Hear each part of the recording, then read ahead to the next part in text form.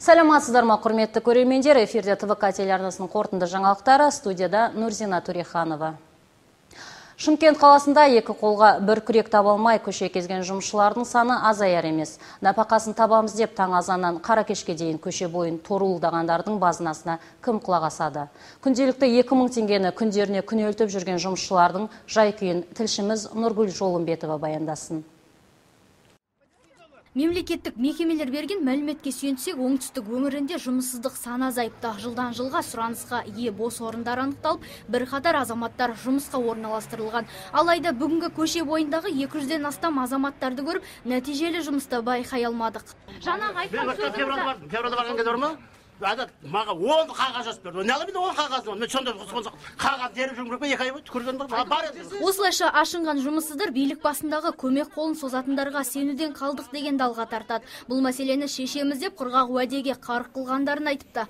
Тіпті шенеуніктерде бұл жерге бас сұққан көрінеді, алайда ешқандай өзгеріс жоқ сыңайлы. Ал жұмыспен қамту бөлімінің мамандары тек жасап жатырмыз дегенмен ғана шектеледі. Жыл басынан бастап 5000 адам кезекке тұрды. Олардың ішінде 80% бүгінгі таңда жұмыспен қамтылып отыр. Яғни оның ішіндегі жұмыссыздардың ішінде біз өзіміздің әлеуметтік қолдауларымыз бар. Білесіздер, жұмыспен қамту 20-20 жол картасы қазір 2011 жылдан бастап іске асырылып келе жатыр. Бір отбасының отағасы Ғани Ниязбеков бала-шағасының несібесін осы жерден табады екен. Күніне 2000-дықтың көлемінде тапқан табысы оларға жетпейтін көрінеді. Осы аталған соманың өзін зейнетпен бір күні таба алса, ендігі күні жоқтың қасы деп ашынады. Жұмыс басым бермейді. Мен ол жұмысты барып сұрап көрдім. Четтарда басқа болса болып көрдім, Алматыда болдым, басқа болса болдым. Мысалы 70 000 теңге, 80 000 теңге айлық бар. Ал Шымкентте ондай ақы жоқ. 25 000 теңге береміз дейді. Істесін бе, істемесе кете береді. 25 000 теңгемен бала шамдаса жамандысыз ғой. Десе де жұмыспен қамту бөлімі жұмыс жасау керек сыңайлы. Істі тек қағаз жүзінде ғана емес, іс жүзінде дәлелдеу керек сыңайлы. Нұргүл Жолымбетова, Адил Самаликов, Платон Лединов, ТВК телеарнасы. Оңтүстік Қазақстан облысында ыстан уланған тағы да 3 адам қайтыс болды. 23 ақпан күні орын алған бұл оқиға Сайрам ауданындағы жеке тұрғын үйде болған. Қатты отын жағылатын пештегі ақаудың салдарынан түтінге тұншыққандардың біреуі бала болатын. Еске салайық, бұл осымен қыс басталғалы оңтүстікте орын алған 20-шы оқиға. Ал сенбі күні орын алған дауылдан оңтүстік Қазақстан облысында 2 мектеп пен аурухананың шатырлары ұшып кетті. Төле би және Түлкібас аудандарында жылдамдығы 20-25 метр секунд, кейде 28 метр секундқа жеткен екпінді желдің салдарынан мемлекеттік мекемелердің шатырлары ұшып кетті. Яғни Төле би ауданына қарасты 2 мектеп пен Түлкібас ауданындағы орталық аурухананың шатыры да жұлынып, далада қалды. Абырой болғанда құрбандар мен зардап шеккендер жоқ. Оқиға орнында комиссия жұмыс істеп жатыр. Ал Шымкент қаласының көшелері де бұл күні бейберекетсіздікке ұшырады.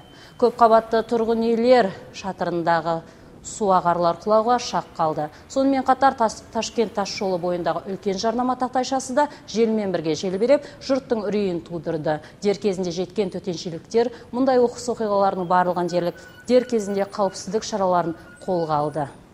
Бұдан былай тұрғын үйді жезөкшелікке жалға берген азаматшаның үстінен де іс қозғалады. Шымкент қаласы мамандандырылған әкімшілік соты Светлана есімді пәтер иесіне 185 000 теңге көлемінде айыппұл салды. Қазақстан Республикасы әкімшілік құқық бұзушылық кодексіне жаңа бап енгізілгені белгілі. Атап айтқанда, жезөкшелерге жалға тұрғын жай берген жеке тұлғалар 200, заңды тұлғалар 400, ал шағын және орта бизнес өкілдері 2000 айлық есептік көрсеткіш көлемінде айыппұл төлейтін болады. Тәртіп сақшылары Шымкентте жүргізілген тексерулер барысында Ахмет Байтұрсынов көшесінің бойында орналасқан Сұңқар саунасында 3 жезөкше орналасқанын анықтаған. Оңай олжаға кенелгісі келген олар жезөкшелерден күніне 3-4 мың теңге көлемінде ақша алып отырған. Или вы постоянно этим занимаетесь? Нет, это первый раз было. Айту өту керек, 2013 жылы жаңа заң бойынша халық мамандандырылған ауданаралық әкімшілік істер бойынша сотында бірнеше рет істер қаралған, яғни жаңа заң күшіне еніп, іс тәжірибеде қолданылған. Қазақстан Республикасының әкімшілік құқық бұзушылық туралы кодексінің 341 прим. 1 бабының 1 бөлігімен 2013 жылы шамамен 10 іс қаралды. Бұдан былай пәтерін тән саудасына салғандарға жаңа заң қатаң. Үй иелері жауапкершілікке тартылып, қомақты қаржысынан қағылады. Шымкентте қант тапшылығы сезіле бастады. Өңіріміздегі көптеген жекеменшік пен әлеуметтік дүкендердің сөрелерінде қанттың сатылуы төмен деңгейде. Оны арнайы рейд барысында байқадық. Сатушылар бізбен тілдесуге құлық танытпағанымен, олардан ұққанымыз бір аптадан бері тасымалдаушылар құмшекерді жеткізіп беруді тоқтатқан. Жақын маңнан қапшықтап сатып алып, оған қосатын теңгеміз шамалы болғандықтан сатып алушылар түк қалдырмай жатыр деп түсіндіреді. Сол үшін сөрелер қаңтарылып тұрған көрінеді. Там не привозят, они как это объяснили, почему нету у них сахара? Потому что у меня вообще его никогда не было. Все? Қаншадан сатып атсыздар? 150, я? Қанша күн болды жоқ болғанына? Нам вообще не привозят.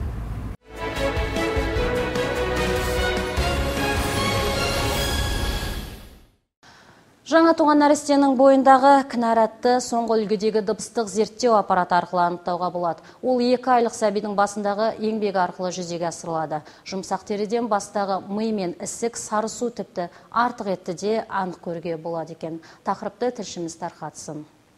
Нұргүл Бақтиярқызы 9 ай бұрын екінші қызының бойында ауытқу бар екен сезіп, дәрігерлердің қабылдауына жүгінеді. Нәрестені ақылаттылар нейросонографиялық ультрадыбыстық зерттеу аппаратына түсіріп, ми құрылысына кінәрат бар деген диагноз қояды. Содан бері сәбиін аяққа тұрып кетуін мақсат еткен ана жүйелі түрде дәрігерге жүгініп келеді. Қазір бұл балада қорытындысына екінші рет келіп отыр. 10 айлығында, біріншісін 2 айлығында істеді. Кейін динамикадағы өзгерісінде қазір қарыншалық жүйеде су байқалды. Алдындағы түсіргендерінде внутричерепное давление болған, миішілік қан тамырларда қысымның жоғарылауы, қазір тек су қалған. Невропатологтың кеңесіне барады. Қажеттілік бойынша 2 айдан кейін тағы да зерттеуден динамикада өзгерісін бақылап отырамыз. Дәрігерлердің айтуынша, нәрестенің бойындағы кінәрат көбіне жүктілік кезде немесе туылу процесі ауыр болған жағдайда орын алады. Осылайша перзентханадан жеке парақша толтырылып, балалар ауруханасына жөнелтіледі. Онда жан-жақта тексерілген соң ғана ультрадыбыстық аппаратқа жатқызылады екен. Барлық бала бара бермейді. Дені сау бала кейінгі уақытқа қалады.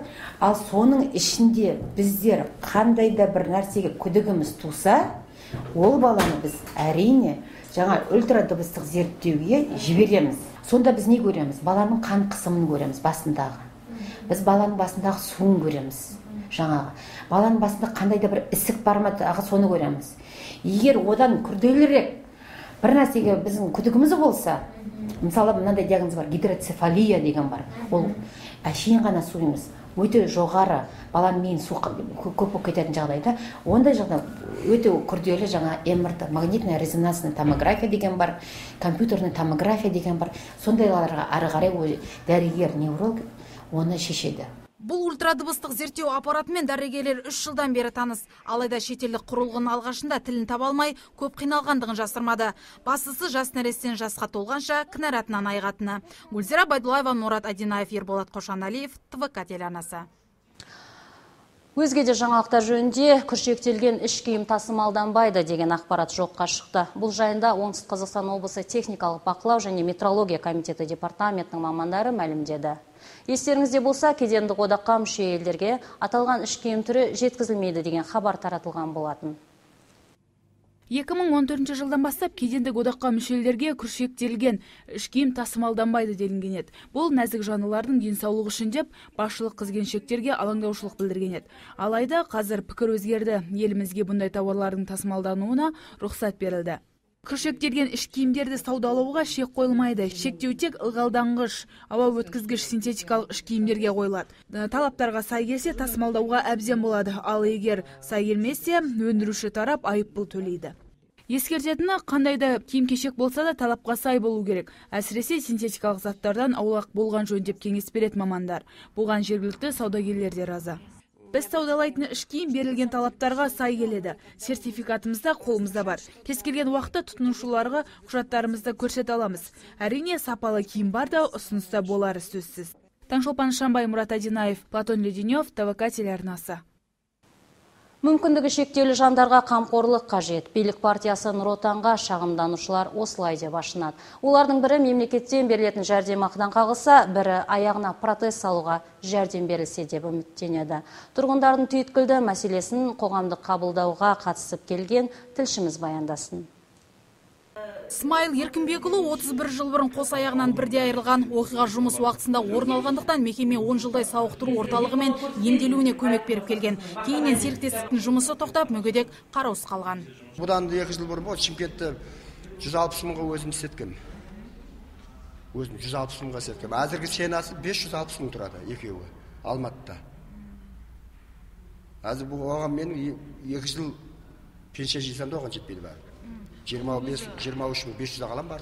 Екі аяқпен жүрсем тіршіліктің қамын жасаймын деген мүгедекке сала мамандары дұрыс жол сілтеген болды. Онсыз да қос аяғынан айырылған оған қайтадан медициналық тексеруден өту керек екен.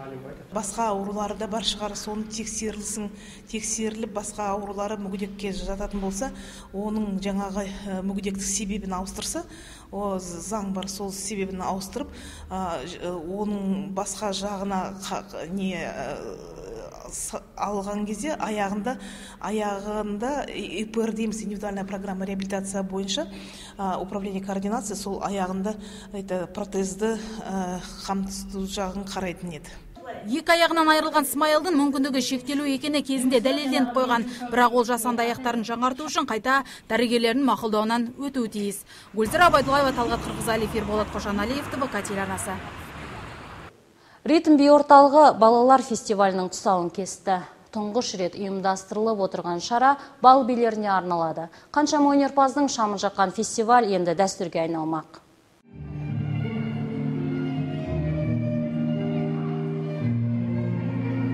Бал билеріне арналған фестиваль бұл жолы тек қана қала іргесіндегі жасөспірімдер арасында өтті. Тұңғыш рет өткізіліп отырған бұл фестивальді Ритм би орталығы ұйымдастырған.